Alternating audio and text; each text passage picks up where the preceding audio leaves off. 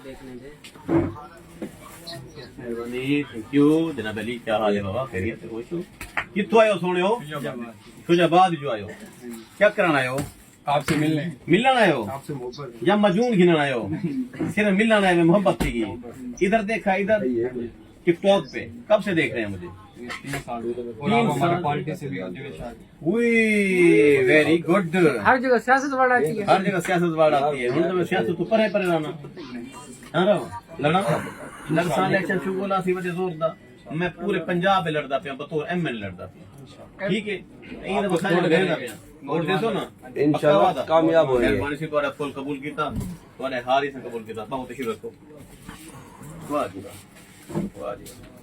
आहा हा हा आहा आहा। इनमें फूलन, इनमें फूलन ये नमें से इनमें एक पुराने भी करते लव यू हो गया सर, थैंक यू हो गया। ये सुन रखें ठीक है। भैया क्या हाल है? केड़ी खुद रहंदे हो?